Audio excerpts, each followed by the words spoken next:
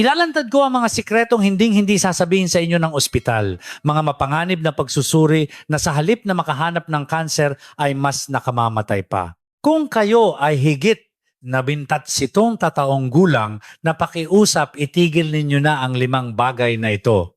Mga kababayan, bilang isang doktor, ako po ay taimtim na nakikiusap sa inyo. Ang pagpapabalik-balik sa ospital dahil lang sa pag-aalala, kahit wala namang sintomas, pakiusap, itigil nyo na po yan. Hindi ninyo pinoprotektahan ang inyong katawan sa ganyang paraan. Para lang kayong kumakalabit sa natutulog na leon. Mayroon akong pasyente si Tatay Jose Reyes. Siya ay 76 na taong gulang na ngayong taon. Ayaw niyang makita ng kanyang mga anak na siya'y may sakit kaya sa loob ng 15 taon, taon-taon siyang sumasailalim sa pinakamahal na premium comprehensive check-up. Ngunit 2 taon na ang nakalipas, nagkaroon ng problema sa kanyang check-up. Tulad ng dati, wala siyang anumang sintomas at napakaganda ng kanyang pakiramdam. Pero sa resulta ng kanyang abdominal CT scan, may nakitang isang napakaliit na bukol sa kanyang lapay pancreas.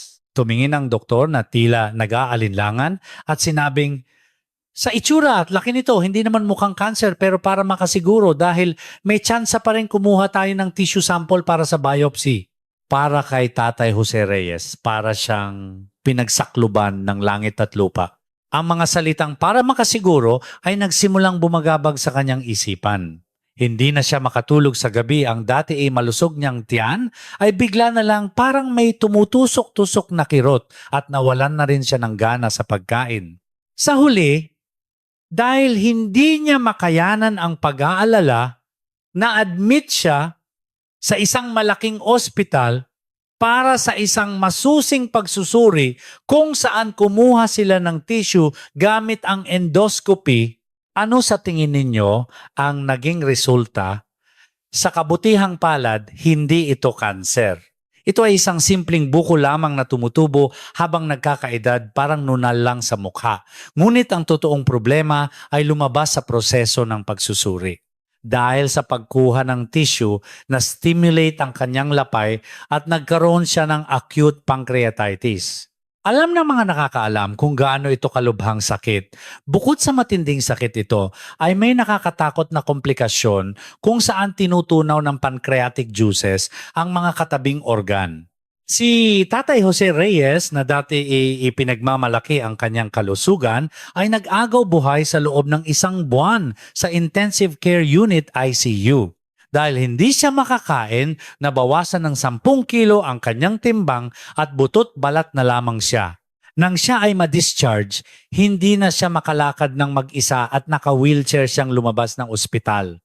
Ang pagsusuri na dapat sanay para maiwasan ang cancer ang siyang naglagay sa isang malusog na tao sa bingit ng kamatayan sa isang iglap. Noong araw na siya ay na-discharge, hinawakan niya ang aking kamay, lumuluha at sinabi ito sa akin, "Doktor, ako po ang gumawa ng sarili kong problema. Sana pala hinayaan ko na lang. Sinira ako ng health check-up na yan." Mga kababayan, sa tingin ninyo ba ay espesyal na kaso lang ang sinapit ni Tatay Jose Reyes? Hindi po. Sa sandaling ito, maraming mga nakatatanda ang nabibiktima ng bitag ng overdiagnosis sa mga ospital.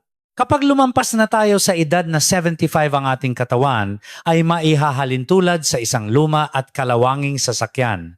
May kalawang na rito at doon may mga natuklap na pintura at maluwag na ang ilang pyesa. Hindi ito sakit kundi mga natural na bakas na iniwan ng panahon. Ngunit hindi ito tinatanggap ng mga modernong kagamitang pansuri. Sa anumang paraan, lalagyan nila ito ng etiketang abnormal, guguhitan ng pula at magbibigay ng babala para sa mga karagdagang pagsusuri. May malaking pagkakaiba sa pagitan ng luma at sira. Ngunit nagkakamali tayong isipin na ang luma ay sira na at sa pilit nating pagpapalit ng mga bagong pyesa na uuwi tayo sa pagkakamaling tuluyang masira ang sasakyan.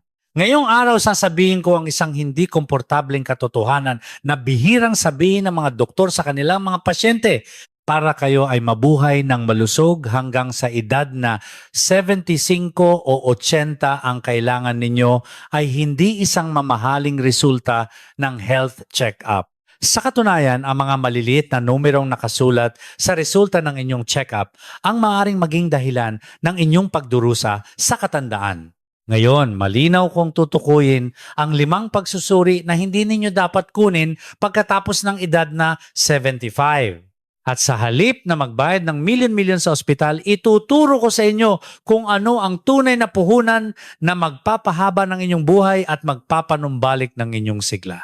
Kung panonoorin ninyo ang video na ito hanggang dulo, hindi na kayo malilinlang ng marketing ng mga ospital at magiging sarili ninyong doktor na matalinong nangangalaga sa inyong katawan. Kung nasasabik na kayo sa aking ibabahagi ngayon, mangyaring pindutin ang like button at mag-iwan ng komento ng excited na ako.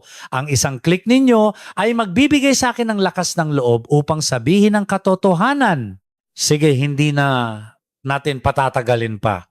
Kumuha na kayo ng papel at panulat ngayon din. O maghandang i-screenshot ang inyong telepono. Kung kayo ay higit 75 taong gulang na may 5 pagsusuri na kahit irekomenda pa ng doktor sa ospital, dapat ninyong tanggihan ng magalang. Ngunit may paninindigan sa pagsasabing, "Dok, hindi ko po kukunin ang test na iyan." Hindi ito para lang makatipid ng pera. Ito ay isang survival guide para protektahan ang inyong malusog na katawan.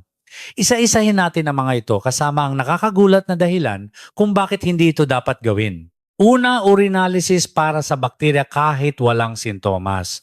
Ito ay isang bagay na hindi ninyo dapat gawin. Si Tatay Jose Reyes ay nahulog mismo sa bitag na ito. Natakot siya nang sabihin sa kanya na may bakterya sa kanyang ihi noong health check-up kaya uminom siya ng antibiotics. Wala naman siyang anumang sintomas at hindi masakit ang kanyang pag-ihi. Alam niyo ba kung ano ang nangyari? Sa pantog ng ating katawan, habang tayo ay nagkakaedad, may mga mababait na bakterya na naninirahan doon. Ito ay tinatawag na asymptomatic bacteriuria. Isa sa bawat 2 nakatatanda sa mga nursing home at 2 sa bawat 10 malulusog na lola ay mayroon nito. Ang mga mababait na bakterya na ito ay nagsisilbing parang mga tanod na nagbabantay sa lugar na pumipigil sa pagpasok ng mga totoong masasamang bakterya. Ngunit dahil uminom ng antibiotics si Tatay Jose Reyes, pinatay niya ang lahat ng mga tanod na ito. Kaya, sino sa tingin ninyo ang pumasok sa bakanting lugar na yon? Ang mga superbug, mga matitinding bakterya na hindi tinatabla ng antibiotics, ang pumasok at nagdulot ng tunay na impeksyon sa pantog. Sa huli, kinailangan niyang pumunta sa isang malaking ospital para sa malalakas na iniksyon at nagdusa ng ilang buwan.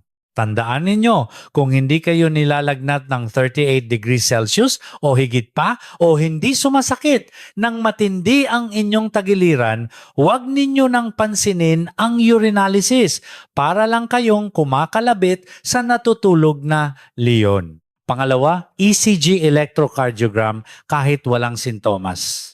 Kung hindi naninikip ang inyong dibdib na parang pinipiga o hindi kayo hinihingal habang naglalakad, huwag kayong tumayo sa harap ng ECG machine. Kapag lumampas na sa 75 taong gulang, malaki ang probabilidad na may makitang abnormalidad sa ECG. Maaring sabihin na medyo lumaki ang puso o bahagyang hindi regular ang tibok nito. Mga kababayan, hindi ba't mas kakatuwa kung ang isang pusong tumibok sa loob ng 80 taon ay kapareho pa rin ng puso ng isang 20 anyos? Habang lumilipas ang panahon, kumakapal din ang mga kalamnan ng puso at bahagyang nagbabago ang mga electrical signals nito. Hindi ito sira kundi isang adaptasyon. Ngunit itinuturing ito ng mga makina sa ospital bilang abnormal at ginuguhitan ng pula. Ito ang simula ng tinatawag kong waterfall effect o epekto ng talon. Tulad ng isang maliit na bato na gumugulong at nagiging sanhi ng malaking landslide, ang isang maliit na abnormalidad sa ECG ay hahantong sa CT scan at pagkatapos ay sa angiography. Sa huli, ang isang taong pumasok na naglalakad ay sasailalim sa isang pamamaraan kung saan tinutusok ang ugat na maaring magdulot ng pagputok ng ugat o pagkasira ng bato. Kung wala kayong sintomas ang inyong puso ay tumitibok ng maayos. Huwag maniwala sa makina, maniwala kayo sa inyong katawan. Pangatlo, at ito ay napakahalaga, spine MRI para sa simpleng pananakit ng likod. Kapag medyo nananakit ang likod at pumunta sa ospital, ugali na ng mga doktor na sabihin, magpa-MRI tayo. Huwag kayong magpapa-MRI. Isipin ninyo na ang inyong katawan ay isang 100 taong gulang na bahay na bato, isang napakagandang tradisyonal na bahay. Dahil luma na ang bahay, lumalangit-ngit ang sahig sa tuwing naglalakad, may mga bakas ng panahon sa mga haligi at may ilang butas sa mga papel na bintana. Ito ba ay senyales na guguho na ang bahay? Hindi. Ito ay mga matitibay na bakas ng panahon na nakayanan ng mga bagyo sa loob ng 80 taon. Ganito rin ang ating spine. Siyam sa 10 matatanda na higit 60 taong gulang, kahit hindi masakit ang likod, ay magpapakita ng disc bulge sa MRI. Hindi ito sakit, kundi mga kunot ng ating spine. Ngunit sa sandaling makita ninyo ito sa larawan ng MRI, para na ring tinatanggal ng isang interior designer ang isang matibay na haligi at sinisimulan ang konstruksyon. Ang likod na hindi naman kailangan ng operasyon ay mapapasailalim sa operasyon at dahil ginalaw ng haligi, mas mabilis guguho ang bahay. Maliban kung may emergency situation tulad ng pamamanhid ng binte na hindi na makontrol ang pagdumi at pag-ihi, ang solusyon sa pananakit ng likod ay hindi MRI kundi paglalakad at physical therapy.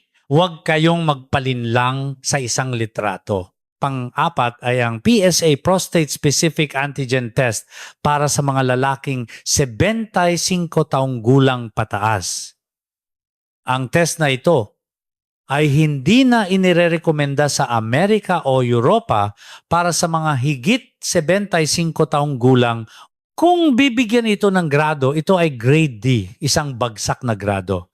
Simple lang ang dahilan, ang prostate cancer ay isang cancer na parang pagong.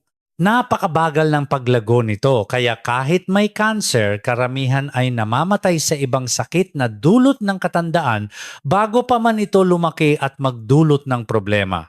Ibig sabihin, ito ay isang cancer na kahit hindi mo malaman sa buong buhay mo ay walang magiging problema. Ngunit ano ang mangyayari kung hahanapin mo pa ito sa pamamagitan ng blood test, susundutin ng karayom para sa biopsy at dahil sa takot ipapa-opera para tanggalin ang prostate. Ang kapalit nito ay malagim. Isa sa bawat 5 sumailalim sa operasyon ay magkakaroon ng incontinence at kailangang mag-diaper habang buhay at 7 sa bawat 10 ay tuluyang mawawalan ng kakayahang sexual. Kung ipagpalagay nating mabubuhay kayo hanggang 100 taon, gugustuhin nyo bang mabuhay ng 20 taon na nakadiaper o 20 taon na malusog nang hindi man lang nalalaman na may cancer kayo? Malinaw na ang sagot. Kahit sabihin pa ng doktor ngumiti kayo at tanggihan sa pagsasabing, "Dok, hindi ko po kukunin ang test na iyan." At ang huling pang-5, colonoscopy para sa mga nakatatandang 75 taong gulang pataas. Kapag nakarinig kayo ng balita na ang isang kaibigan ay nagkaroon ng colon cancer, may mga taong dahil sa takot ay agad-agad napupunta sa ospital. Gusto ko sanang pigilan ang bawat isa sa kanila. Ang isang polyp sa colon ay nagiging cancer sa loob ng 10 hanggang 15 taon. Kung ang isang 75 anyos ay may polyp ngayon, aabutin pa siya ng 90 taong gulang bago ito maging banta sa kanyang buhay. Ngunit ang tsansa na mabutas ang bituka o magkaroon ng perforation o masyak habang sumasailalim sa colonoscopy ay mas mataas ng ilang beses para sa isang 75 anyos kumpara sa isang mas bata. Hindi lang ninyo sinusunog ang buong bahay para lang makahuli ng surot, kundi tinutupok ninyo ang lahat. Kung malinis ang resulta ng dati ninyong pagsusuri at kung wala namang dugo sa inyong dumi ngayon o hindi kayo nababawasan ng 10 kilo, nang walang dahilan maaari na kayong magretiro ng marangal mula sa colonoscopy. Sa pagbubuod, asymptomatic urinalysis, asymptomatic ECG, MRI para sa simpleng pananakit ng likod, prostate cancer screening at colonoscopy. Ang 5 ito para sa mga nakatatandang higit 75 taong gulang ay hindi panangga para sa kalusugan kundi lason na maaaring umubos ng inyong buhay. Huwag matakot sa pagtanda. Ang isang lumang bahay ay may sariling ganda at dangal. Kung pilit ninyo itong aayusin na parang bagong bahay gugulang ito, tandaan ninyo, ang taong umiiwas sa ospital at tinatanggap ang natural na pagbabago ng kanyang katawan ay mas malusog at mas mahaba ang buhay kaysa sa taong laging nasa ospital. Ngayon, malinaw na sa inyo kung ano ang hindi dapat gawin. Kung gayon, ano ang dapat gawin? Para sa mga nagsasabing, hindi ko kayang mabuhay, sa pag-aalala, inihanda ko ito para sa inyo. Sa susunod, ibabahagi ko ang 3 tunay na paraan para sa kalusugan sa katandaan na natutunan ko sa aking pagiging doktor kung saan dapat ninyong ilagak ang perang natipid mula sa mga bayarin sa ospital. Sa halaga ng isang MRI, masisiguro ninyo ang natitira ninyong 30 taon. Kung nakakagulat ang nilalaman ng video na ito, mag-iwan ng komento ng nakakagulat at i-share ito sa inyong mga kaibigan. Para sa mga nakikinig hanggang ngayon marahil ay may malaking tanong na sa inyong isipan. Kung hindi ako magpapasuri sa ospital at babawasan ko ang gamot, ano na lang ang aasahan ko para mabuhay? Natural lang na makaramdam ng kaba dahil sa buong buhay ninyo, naniniwala kayo na ang ospital ang nag-aalaga sa inyong kalusugan.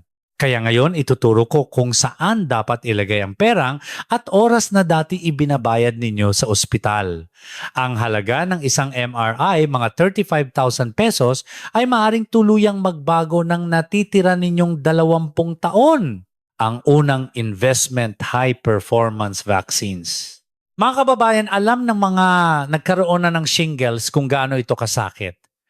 Sinasabing mas masakit pa ito kaysa sa panganganak. Kahit masagi lang ng damit ay parang hinihiwa ng kutsilyo at hindi ka makakatulog sa gabi. Ngunit maraming nakatatanda ang nag-iisip na okay na ako, nakapagpabakuna na ako dati sa health center o ospital ng murang bakuna para sa shingles. Paumanhin pero kalahati lang ang proteksyon niyan. Ang dating live vaccine na itinurok sa inyo ay mayroon lamang 50% na bisa. Pagdating ng 70 taong gulang, bumababa ito sa 40%. Marami pa ring nagkakaroon nito kahit may bakuna. Ngunit may bagong bakuna na tinatawag na Shingrix. Ito ay may 97% na bisa. Kahit higit 40 taong gulang na mayroon pa rin itong 91% na bisa kapag naiturok na protektado ka na ng higit 10 taon. Ang problema ay ang presyo. Kailangan ng 2 turok na nagkakahalaga ng 21,000 hanggang 25,000 pesos. Mahal, hindi ba? Pero isipin ninyo ito. Ang isang MRI na kukunin ninyo kahit hindi naman masakit ang likod ay nagkakahalaga ng 35,000 pesos. Gagamitin nyo ba ang perang iyon para sa isang pirasong litrato ng MRI o para makalaya sa napakasakit na shingles na may 97% na tsansa? Si Tatay Jose Reyes, kinansela niya ang kanyang MRI appointment at ginamit ang pera para magpabakuna kasama ang kanyang asawa. Ito ang tunay na matalinong investment. Ganito rin sa bakuna para sa pulmonya. Para sa mga 65 taong gulang pataas, libre itong ibinibigay sa mga health center, ngunit kung magbabayad ka sa ospital para sa karagdagang bakuna tulad ng Prevenar 13, mas malawak ang sakop ng proteksyon. Tipidin ang pera sa mga pagsusuri at gamitin ito para palakasin ang depensa ng inyong katawan. Ang pangalawang investment hindi sa botika kundi sa tindahan ng karne at prutas. Si Tatay Jose Reyes tuwing umaga pagkagising hindi na bote ng bitamina ang hinahanap. Sa halip, kumakain siya ng 2 nilagang itlog at umiinom ng 1 basong gatas. Ang panghihina at pagiging alanganin sa pagtayo sa katandaan ay hindi sakit kundi dahil sa pagkawala ng kalamnan. Ang tanging gamot dito ay protina. Kailangan ninyong kumain ng karne, isda, tokwa o itlog na kasing laki ng inyong palad at maglakad ng 20 minuto, eksaktong 20 minuto lang araw-araw. Hindi kailangang tumakbo hanggang sa kapusin ng hininga. Maglakad lang ng masaya sapat para makipag-usap sa kasama. Ayon sa mga pag-aaral, ang mga taong naglalakad ng daily mo minuto araw-araw ay may 30% na mas mababang panganib ng kamatayan kaysa sa mga hindi naglalakad. Walang mamahaling bitamina ang makakapagbigay ng ganitong epekto. Gamitin ang perang pang-MRI para bumili ng dekalidad na karne at isang komportableng sapatos, mas kapaki-pakinabang iyon. Pangatlo, may isang test na exception. Ito dapat ninyong paggastusan. Ito ay ang ultrasound para sa abdominal aortic aneurysm, lalo na para sa mga lalaking nasa pagitan ng 65 at 75 taong gulang at sa mga nanigarilyo noon. Ito ay kailangan. Ito ay isang sakit kung saan ang pinakamalaking ugat sa tiyan ay lumolobo na parang lobo. Wala itong sintomas, ngunit isang araw kapag bigla itong pumutok, wala nang magagawa at agad kang mamamatay. Isang nakakatakot na time bomb. Ang magandang balita, madali itong matuklasan sa pamamagitan ng ultrasound at kung maagang matutuklasan, madali itong malulunasan. Hindi ito kailangang gawin taon-taon. Isang beses lang sa buong buhay, sapat na. Huwag nang mag-abala sa mga hindi kinakailangang thyroid ultrasound o carotid ultrasound. Ito lang ang isa na kailangan ninyong bigyan ng pansin. Ngayon, ang problema ay kapag nasa ospital na kayo. Kapag sinabi ng doktor, magpa-test na po tayo, mahirap para sa ating mga nakatatanda na tumanggi. Sa mga ganitong sitwasyon, ituturo ko ang tatlong napakadangal na tanong na hindi makakasakit sa damdamin ng doktor, ngunit poprotekta sa inyong katawan. Isulat ito sa isang papel at basahin sa harap ng doktor. Unang tanong, Dok, kung mahahanap at magagamot ang sakit na ito sa pamamagitan ng test na ito, mas hahaba po ba ang buhay ko? Itanong ninyo ito. Kung ang doktor ay mag-atubili o sumagot ng hindi ako sigurado, hindi na kailangan ng test na yon. Pangalawang tanong, gaano po katagal bago makita ang epekto ng gamutan na ito? Kung aabuti ng 10 taon bago makita ang epekto, wala itong saysay para sa isang 80 anyos. Mas mabuting gugulin ang natitirang panahon sa masayang pamumuhay kaysa sa kama ng ospital. Pangatlong tanong, hindi po ba huli ang lahat kung magpapasuri na lang ako kapag lumitaw na ang mga sintomas? Karamihan sa mga sakit ng katandaan ay hindi huli. Kung pareho lang ang resulta kahit gamutin kapag may sintomas na hindi na kailangang hanapin ito ng maaga at mag-alala. Si Tatay Jose Reyes, itinigil na niya ang pag-o-hospital shopping at ginagamit na niya ang pera para kumain ng masasarap kasama ang mga kaibigan at maglakbay. Akala niya ay may masamang mangyayari kung hindi siya magpapasuri, ngunit mas gumanda pa ang kanyang kutis at naging masigla siya. Nang mawala ang sakit na pag-aalala, dumating ang tunay na kalusugan. Kaya ninyo rin ito, ang mga magsisimula na ngayon din mag-iwan ng numerong 1 sa komento. Ang numerong 1 na yan ang magiging unang hakbang sa pagtatapos ng buhay na umaasa sa ospital at pagtayo sa sariling mga paa para sa malusog na kalayaan. Minamahal ko mga nakatatanda at mga anak na nag-aalala sa kalusugan ng kanilang mga magulang. Ngayon hinarap natin ang isang katotohanang medyo hindi komportable ngunit kailangang malaman. Marahil ang inyong mga pinaniniwalaan tungkol sa kalusugan ay nayanig. Ngunit ito lang po ang sana ay tandaan ninyo. Ang inyong katawan ay hindi isang sirang makina na kailangang palitan ng piyesa. Ito ay isang dakilang aklat ng kasaysayan na nakayanan ng mga unos sa loob ng 80 taon, nagpalaki ng mga anak at nag-ambag sa pagbuo ng Pilipinas. Tulad ng mga buko sa isang matandang puno na hindi sugat kundi medalya ang mga kunot at bakas ng pagtanda sa inyong katawan ay hindi sakit na kailangang gamutin kundi patunay ng isang buhay na masigasig ninyong pinagdaanan. Kaya pakiusap, huwag ninyong tawaging sakit ang mga medalyang iyan, hiwain ng kutsilyo at painumin ng gamot. Sa huli, ibuod ko ang mga pangunahing punto ngayon sa 3 bagay. Kung ito lang ang matatandaan ninyo, ang inyong katandaan ay mapupuno ng amoy ng tao sa halip na amoy ng ospital. Una, kapag higit 75 taong gulang na ang mga pagsusuri kahit walang sintomas, ay lason. Huwag magpatingin ng masinsinan dahil lang medyo malabo ang ihi, may kaunting kakaiba sa ECG o nananakit ang likod. Lalo na ang PSA test at colonoscopy, mas malaki ang pinsala kaysa sa pakinabang. Tandaan ang waterfall effect kung saan ang isang maliit na bato ay nagiging sanhi ng landslide. Ang isang test ay nagbubunga ng isa pang test at sa huli, ang isang malusog na tao ay nagiging pasyente. Kailangan ninyong putulin ang kadenang iyon. Pangalawa, huwag matakot magtanong sa doktor.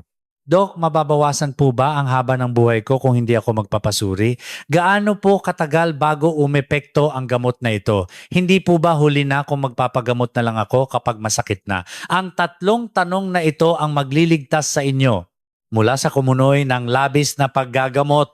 Mas mahalaga ang inyong karapatang mabuhay nang walang sakit sa nalalabing buhay kaysa sa autoridad ng doktor. Pangatlo, ang perang natipid sa ospital, invest sa tunay na kalusugan. Sa halaga ng isang MRI na 35,000 pesos, magpabakuna kayo ng Shingrix para sa shingles. Sa oras na dapat sana ay nasa check-up kayo pumunta sa palengke para bumili ng dekalidad na karne at lumabas sa parke para magpaaraw at maglakad. At isa lang ang tandaan ng ultrasound para sa abdominal aortic aneurysm. Ito ang tunay na investment sa panahon ng centenarian. Ang pasyente kong si Tatay Jose Reyes ay hindi na nagmamarka sa kalendaryo ng araw ng kanyang check-up. Sa halip, minamarkahan niya ang mga araw na makikipagkita siya sa mga kaibigan, tatawagan ng kanyang mga apo. Kamakailan, pumunta siya sa aking klinika at sinabi ito, Dok, noong itinigil ko ang pagpunta sa ospital, doon ko lang naramdaman ang sarap ng mabuhay. Nang magtiwala ako sa katawan ko, hindi rin niya ako pinabayaan. Ang kanyang masayang ngiti ang siyang tamang sagot. Sana ang inyong katandaan ay hindi mapuno ng mga resulta ng test at mga supot ng gamot. Sa halip sana ay mapuno ito ng masasarap na pagkain, masasayang kwentuhan at komportableng paglalakad. Huwag kayong mag-alala, mas malakas at malusog kayo kaysa sa inaakala ninyo. Sana ang video na ito ay nagsilbing maliit na ilaw sa inyong nag-aalalang puso. Upang maabot ng katotohanan ito ang mas maraming tao, mangyaring pindutin ang like button ngayon din at ishare ang video na ito sa inyong mga mahal sa buhay at kaibigan sa social media. At para sa mga gustong sumama sa akin sa paghahanap ng tunay na kalusugan, huwag kalimutang mag-subscribe at i-on ang notification bell. Ito si Dr. Nathan Gutierrez, ang inyong maaasahang doktor mula sa Alaga sa Katawan. Huwag po muna sa ospital, sa parke muna kayo mamasyal ngayong araw. Salamat po.